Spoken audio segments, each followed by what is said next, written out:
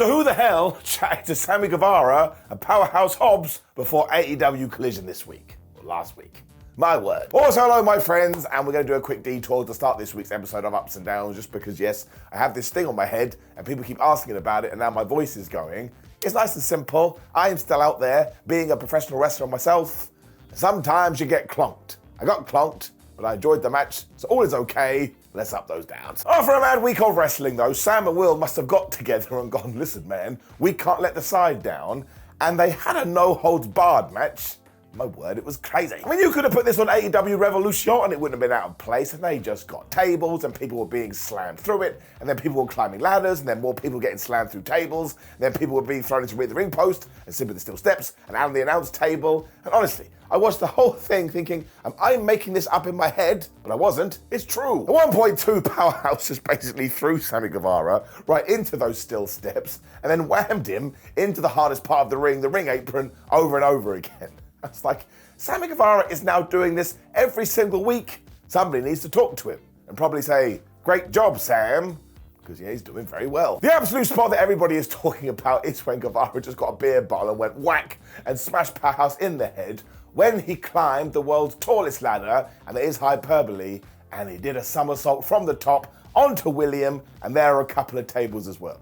Wound it back and watched it twice, and then realised we're all very weird individuals. Because one, this was absolutely terrifying, and two, for some reason, I wanted a repeat viewing. So Guevara still was like, well, I better do something else. So he went to climb into the turnbuckle, and by that point, Hobbs was done. He basically shoved the ref into him. That created a distraction when he then climbed up there as well. He grabbed Sammy G in the world's strongest slam position, and what did he do? He hurled him through two tables, uno, dos, tres. So you really should go and watch this because it deserves as many eyeballs as possible. And maybe this was meant to be on the pay-per-view and then something got changed. But seriously, massive round of applause. Let's make sure we use this Powerhouse Hobbs momentum because he has had this many a time, and then we just let it flutter away like a bird.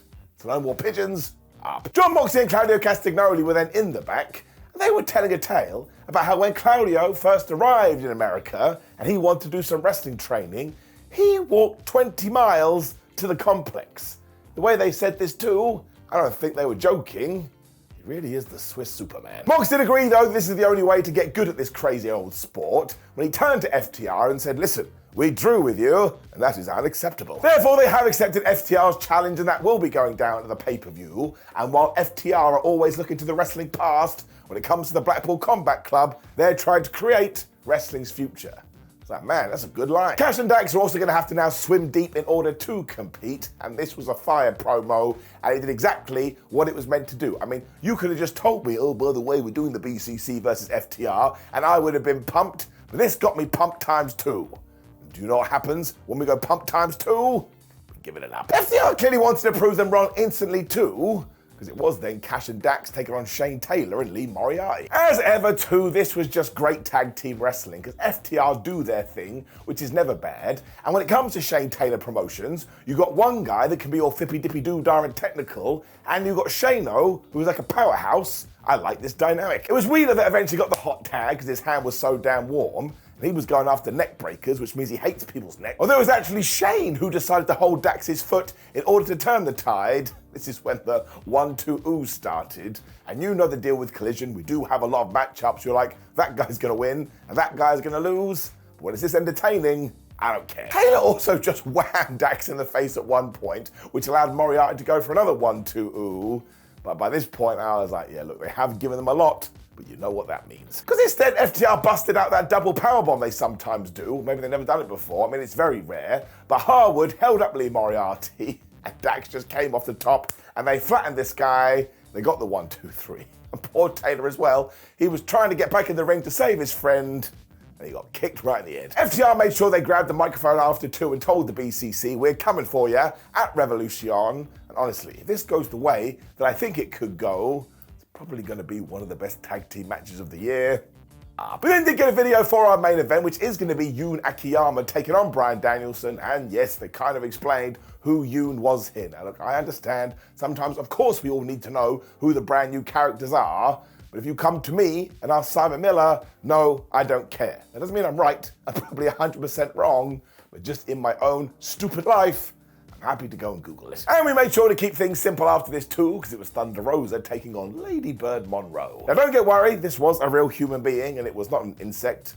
But is a ladybug an insect? I do not know. And essentially, this was just designed to get Thunder a win. She hit the Tijuana bomb, 1, 2, 3. She then made sure she screamed into the camera that she is 4-0 in 2024. If I was a gambling man, although who the hell would take this bet, I would imagine she is going after the TBS title. We're kind of just treading water here until Julia Hart is good to go again. Look, it was fine. You're not going to write home about it. Well, you could do, but I doubt your mum does care.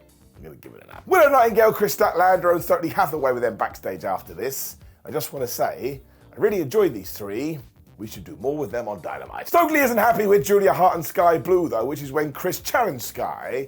I do admit, I kind of feel like I'm just seeing variations of this matches all over the place. But look, I'm sure eventually it will have a direction. And again, this dynamic just works. So we wait and see. When, yes, we got to this week's internet meltdown, let's talk about it. Because it was the Bang Bang Scissor Gang taking on the Iron Savages, and listen, I am fans of all of these people, but at one point, Bear Boulder was hit with the Faymaster, courtesy of Daddy Ass. When he landed on the floor, he pushed himself up, and he just threw himself over the top rope. Now, if you do watch this back, I am going to hazard a guess that what he meant to do is kind of get hit with the Faymaster, bounce back up as if the force of the fall had made him go whoop when he stumbled over to the ropes and threw him to the outside. And if he had done it like that, I don't think anybody would have been saying anything at all, apart from those crew that don't like oversells. And that's all right, you're allowed not to like them. Because we are humans, though, sometimes go awry. And no, he didn't do this. He didn't do this at all.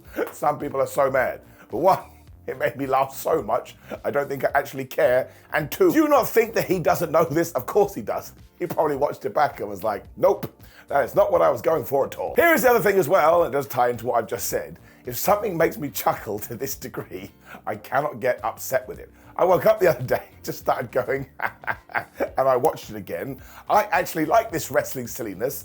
I mean, in what other industry can something go as nuts as this? I just don't think it's that big a deal in the grand scheme of things, because think how many moves you do see on a weekly basis. But once again, I do understand. If you watch wrestling in order for your disbelief to be suspended, well, that's going to take you right out of it, and you are going to be a little bit miffed. I actually thought the rest of the match was super fun, though, and of course the Bang Bang Scissor Gang got the win, and I am going to give it an up. Where the down comes in for me, because I'm a story guy, is this was the first time I was like, yeah, what is going on here? You guys only united and came together to take on the Undisputed Kingdom, and now you don't even care about it. So for whatever reason, this just felt like one forget too many, and yes, I'll mention it, otherwise everyone goes nuts too. Max Caster forgot his rap, but once again, it's not like it happens very often, so his batting average is pretty good, and also, if we do believe the internet, it kind of sounds like he's going through a hard time in his personal life right now. Sometimes, just leave it in a box-like structure, go and do something else. Bryan Danielson was then talking to Lexi Nair. He does not like Eddie Kingston. It is one of the reasons he wanted this match with Akiyama, because he knows that's Eddie's hero. And while he respects that guy, when it comes to Kingston, it's that old saying, he doesn't think he ever realized his potential, because he's a bum. They're of course going to fight at the pay-per-view, and I'll let you in on a little secret. I think it's going to be absolutely badass. When Malachi Black had a singles match, what a world. Now, apparently the last one he had was in June 2022, so that's quite the record. And he was taking on Brian Keith here, and not only did I think this was a good contest, but my word, do these people like strikes. And I just find it a little bit weird, because Brian Keith was also trying to do kicks. I was like, you know that Malakai's finisher is literally the best kick, so you've got to be careful, when they moved on to the elbows. And I've told you this, makes sense. It's the pointy bit. All of that sort of just wound up Keith, though, because he hit this huge exploder and a Yushi Goroshi, which I can never pronounce, and he did get the 1-2 ooh. And listen, I sound like a broken record, but I just have to be honest with you. I was a bit like, there is no way Malachi Black is going to lose this. Malachi then did hit this bridging German suplex, though, as if he was watching Bridge of Spies. But when he went for the Black Mass, Bryan decided, well, I don't really want to get kicked in the face, so he smashed out a Tiger Driver for another near fall. I thought that was well done. Sadly, though, it gave him way too much confidence, so he did try to knee Malachi Black right in the face. That's when he took his shoe and he just wrecked his jaw. Black Mass, 1, 2, 3. Now, Mark Briscoe must have been watching this whole thing, because he just came from nowhere to try and attack Malachi. And I was like, Mark, what are you doing? You know he has two friends, they're obviously going to be here. And for a little while, it looked like he was going to do okay. But then he got one of these spikes,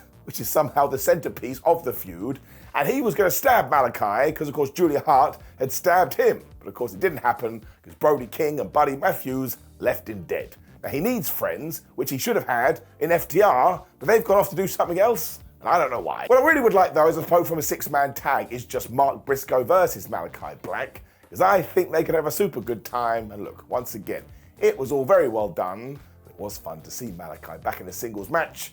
Giving it up. Speaking of Revolution 2, we then got a video for the Young Bucks taking on Sting and Darby Allin, which is going down at the weekend, when Serena Deeb had a match against Lady Frost.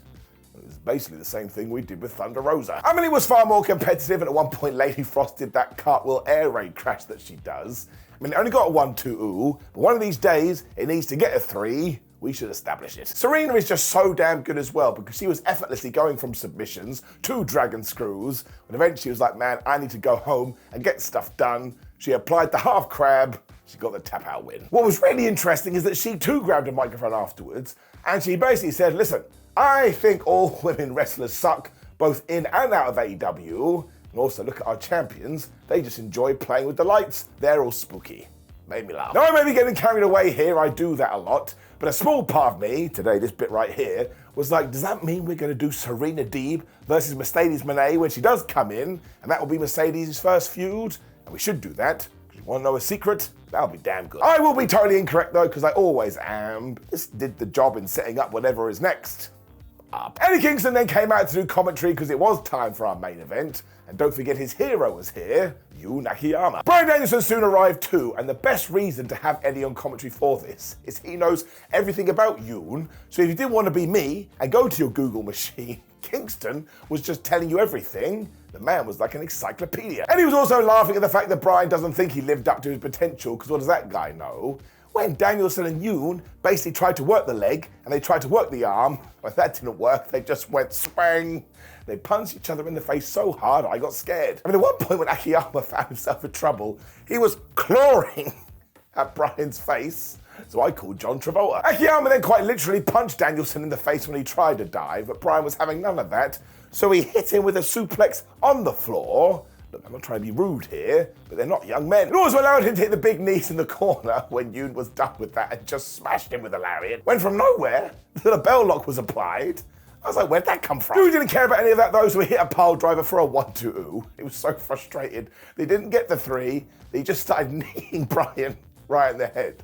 And I was laughing like this because I was disturbed, not the band. Danielson then decided to try to go for more kicks, but he got caught in an exploder. That's when Akiyama was like, right, I know how to finish you off. I'm gonna kill you. And he put him in the choke. It just went super back and forth after this, and it's so damn good, you have to watch it. And of course, at one point, they both ran at each other, and they both hit the other one with knees simultaneously, and they were both down. That ruled. It kind of looked like Akiyama was gonna get the best of that because he was able to floor Danielson again, but of course, eventually Bryan took a med pack. He hit him with 2 knees. The last of one was the running version. He got the 1-2-3, but seriously, nobody lost here, and I cannot believe we actually got that match.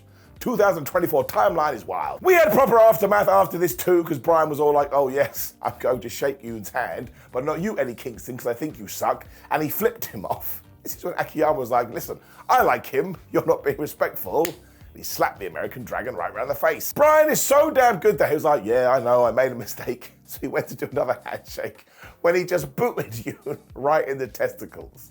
Nobody is as good from going to face to heel to face to Bryan Danielson. He does it effortlessly. Kingston then, of course, made the save when the rest of the Blackpool Combat Club were out here too, as if they were Batman. But we have other Batmen, because FTR were also watching this, so we basically had a 3-on-3. And what do when the maths works out? You do a 6-man on Dynamite.